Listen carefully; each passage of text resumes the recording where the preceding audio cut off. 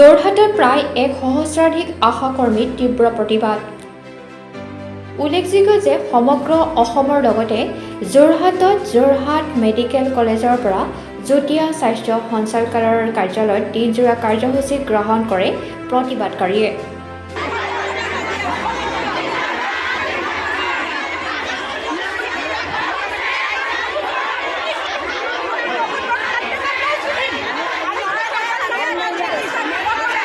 আমাক চৰকাৰীকৰণ কৰক, নিযুক্তি পত্ৰ দিয়ক।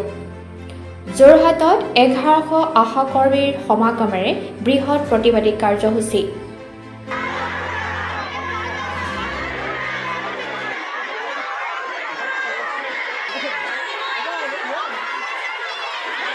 আজি আমি প্ৰতিবাদী কাৰ্যসূচীটো এনেধৰণে ল'লোঁ যে আমি যিটো পইচা পাই আছোঁ সেই পইচাটো আমাৰ উপযুক্ত নহয়। আজি অসম চৰকাৰে আমাক আৰু কেন্দ্ৰীয় চৰকাৰে দুইখন চৰকাৰে লগ লাগি আমাৰ আশা কৰ্মীসকলক যিটো মাধমাৰ সুধাইছে, ধৰি লওক জীয়াই জ্বলাই দিয়া নিচিনা হৈছে। আমাক শাৰীৰিকভাৱে মানসিকভাৱে বহুত নিৰ্যাতন চলাইছে।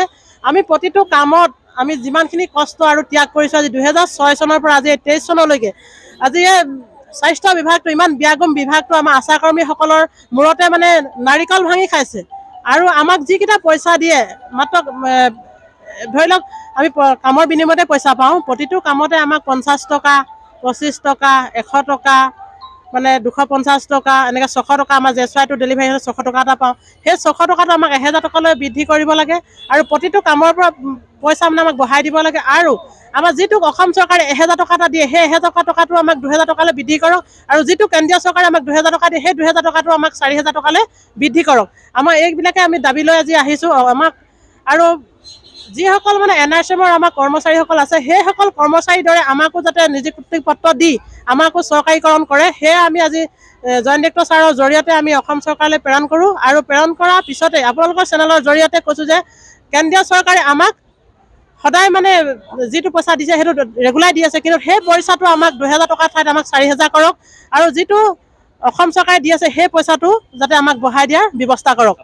এটা মজুৰি লাগে, আমাক মজুৰি দিয়াহে ব্যৱস্থা কৰক। আমাক চৰকাৰীকৰণ কৰক, আমাক নিযুক্তি পত্ৰ প্ৰদান কৰক। আমাৰ আশা কৰ্মীসকলক সদায় আমি এনেকৈ মাহ প্ৰসাদ খোৱা দৰে আমাৰ যেনেকৈ ধৰি লওক কল এটা, মিঠৈ এটা এনেকৈ খোৱা নিচিনাকৈ আমাক প্ৰত্যেককে এনেকৈ দিছে। এতিয়া আমাক অকল সেইটো দি ৰাখিলে নহ'ব, আমাক ঘৰমলীয়াও দিব লাগিব। আমাক এটা মোটা অংকৰ পইচা ধৰি দিয়ক যাতে আমি পৰিয়ালটো চলাব পাৰোঁ আৰু আমি সুকলমে আমাৰ নিজৰ স্বাস্থ্যটো যতন ল'ব পাৰোঁ। তাৰ প্ৰতিও আমাক চৰকাৰে এটা নজৰ দিয়ক, যাতে আমাৰ ইমানে ভাগি গৈছে। আমাৰ আশা কৰ্মী বহুত মৃত্যুমুখত পৰিছে আজি পৰ্যন্তলৈকে। জইণ্ট ডিৰেক্টৰ ছাৰক দিলোঁ, আজি প্ৰতিবেদন দাখিল কৰিছোঁ।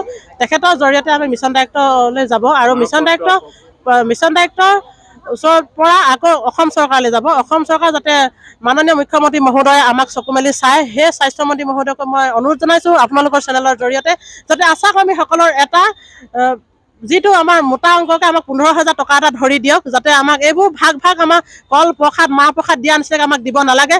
যেনেকৈ আমাৰ প্ৰসাদত যে কেইটামান যে ঢালি দিয়ে, কিবা কয় ডালিম গুটি ছিটিয়াই দিয়ে ৰঙা নিচিনাকৈ, সেই তেনেকৈ দিয়াৰ দৰে আমাক দিব নালাগে। আমাক মুঠৰ ওপৰত ১৫,০০০ টকা এটা আমাক নিৰ্দিষ্টকৈ ধৰি দিলে আমি সুখী হ'ম আৰু সকলো কাম কৰিবলৈ আমি সাজু আছোঁ। আমি সদায় আমি হলমৰা আছে, বাকচুং আছে, কাকজান আছে, তিয়ক আছে, ভগামুখ আছে আৰু তিতাবৰ আছে আৰু Jorhat urban Nakachari block PHC আছে। লগতে জিলা সমগ্ৰ আশা কৰ্মী আমি আজি ১১০০ আশা কৰ্মী সমবেত হৈছিলোঁ।